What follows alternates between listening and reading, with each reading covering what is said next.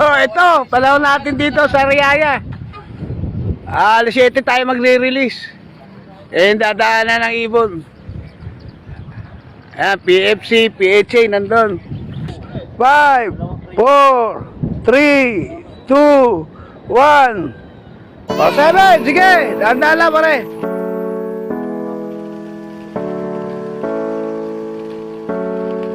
Pare, patatas, hindi mo na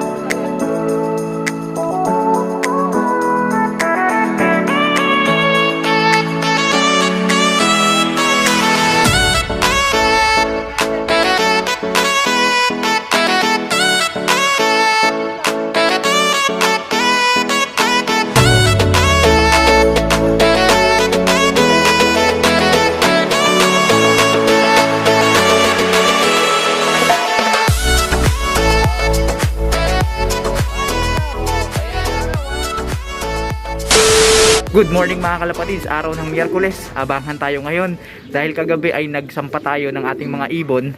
Yung dalawang ibon natin na nililipad sa South Race. Yun ay mid-toss lang naman mga kalapatids, kumbaga exercise at warm up nila para sa nalalapit na third lap. Hindi nga nagpa-mid-toss yung club na nililiparan natin, yung BBC Manila. Subalit sa kabutihang palad nakisabay tayo dun sa ating kalapit na club.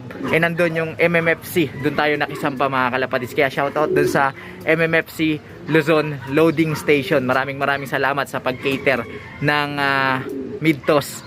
At yung mid-toss na yun mga kalapatids, kanina ipinakawalan yung ating mga alaga doon sa Sariaya, Quezon. Mahigit 100 kilometers air distance din yan mga kalapatids. Medyo malayo-layo. At time check tayo mga kalapatids, 8:30 ng umaga. At eto, kapapasok lang ng ibon natin. Sa pagkakataong ito ang nauna, si Erit, at mukhang pagod na pagod mga kalapatids. Ayan, tignan nyo. So i-recover din natin agad yan. At ngayon, hinihintay natin ngayon si Naruto. Tignan natin kung makakabalik. Medyo late na kasi ako umakyat dito mga kalapatids, kaya hindi ako nakapag-prepare. At chinek ko yung aking mga patuka. Medyo ubos na, ayan, ang gulo. Medyo nagme-mekos-mekos tayo mga kalapatids para lang may maipatuka tayo sa ating mga alaga. At syempre, bilang paghahanda na rin dun sa adjustment natin dahil Miyerkules na ngayon, Biyernes ang sampahan. So gaya ng last week natin ginawa, ay magkakaroon tayo ng transition pagdating sa patuka. Tignan nyo itong ibon natin, oh. Pagod na pagod, nakalaylay. May 100 kilometers air distance pa lang yan. Siguro talaga hindi pa siya totally developed. What? Totally recovered nung sinampa natin kagabi. So i-recover na natin itong mga kalapatids. Tayo, kawawa, oh. Dudurog. Kailangan may recover natin to agad mga kalapatids dahil Biyernes na ang sampahan. Re-recover ko na. Papatakan ko lang mga kalapatids ng instant sugar, instant energy sa kanyang katawan. Samahan nyo ako ngayon. Sa mga hindi pa nakapag-subscribe dyan, mag-subscribe na kayo, hit nyo na notification bell para updated kayo sa ginagawa nating kwentuhan, nakapupulutan ng mga kaalaman. Update tayo mga kalapatids, may lumagpak na naman sa bubong. So malamang si Naruto na yan. Grabe, ang bilis ng mga ibon natin. Hindi kasi nag-abiso yung MMFC. Oh, ibon natin yun, lumipad pa. Ayun pa lang yung mga ibang ibon, oh.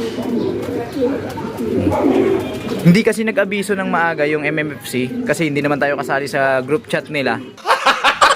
So hindi natin alam kung anong oras ni-release. So umakyat tayo dito, pasado alas 8 na, kaya pag akyat natin, hindi pa nga ako nakakawalis-walis dito, nakakapaglinis. May lumanding na agad at ito na nga, si Erit. So, atin bang ibon yun? One false alarm mga kalapatids. Mukhang may nakidapo lang dito sa bubong natin, kaya may tumunog. Anyway, asikasuhin ko muna to. Si Erit mga kalapatids, kailangan i-recover natin agad. Ay hindi, may ibon nga. May ibon nga mga kalapatids.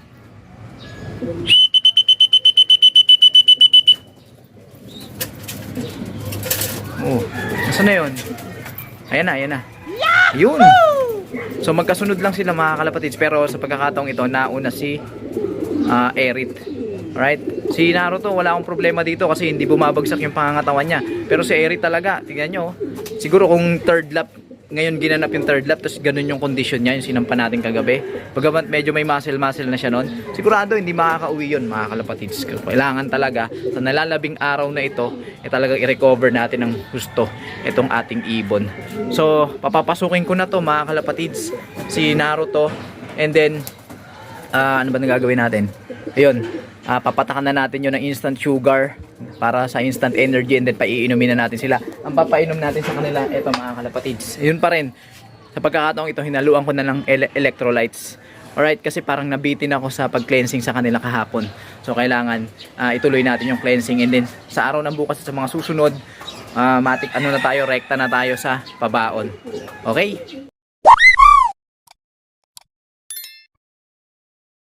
Uminom na. Ayaw pa nila, kaya lang wala silang magagawa. Yan lang yung ating inihanda ngayon. So continuous pa rin yung gagawin nating cleansing, flushing, kasi lumipad yan kahit papaano. Nagsunog yan. Lalo na to si Eric. Ang bilis magpalit ng kanyang pangangatawan, kaya talagang nakatutok ako dito. Dahil ang bilis niyang masunog mga kalapatids yung katawan niya. Talagang umiimpis, hindi kagaya ni Naruto. Pero nararamdaman ko na, ito si Naruto, nararamdaman ko na yung kanyang katawan ay nababawas-bawasan na at gumagaan na siya ng kaunti. Kahapon, eto, napakalaki nito ni Naruto, napakataba. Sa lahat yata ng pagkakataon na hinawakan ko to si Naruto, kagabi siya pinaka butchog at pinaka mataba. Pero ngayon, tignan nyo naman, nagsunog kahit papaano, 100 plus kilometers lang.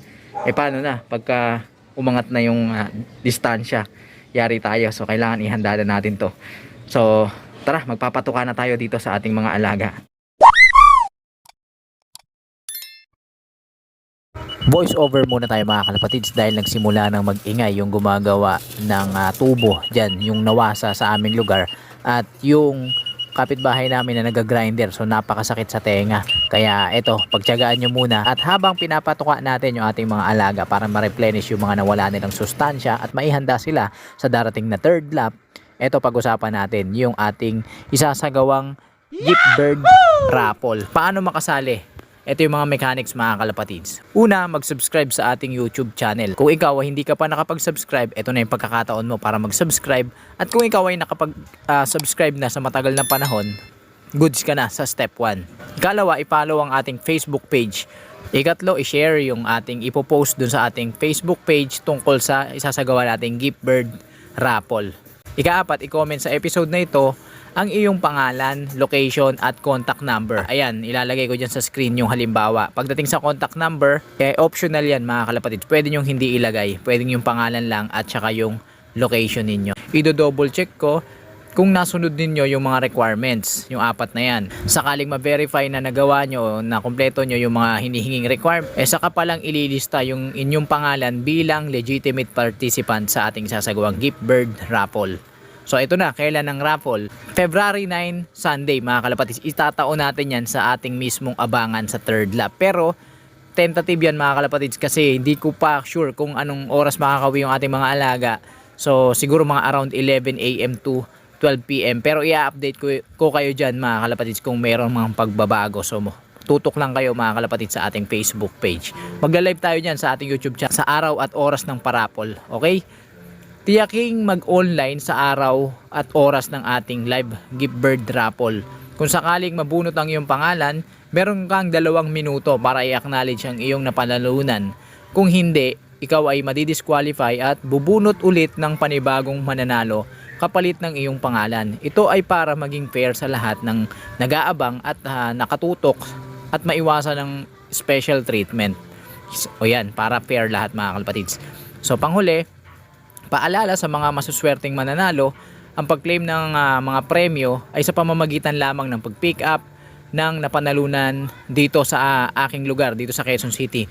Kung sakaling may kalayuan ang location ninyo, maaaring ipa-ship or ipa-deliver ang napanalunan, subalit ang shipping fee or delivery fee ay sasagutin ng nanalo. Alright?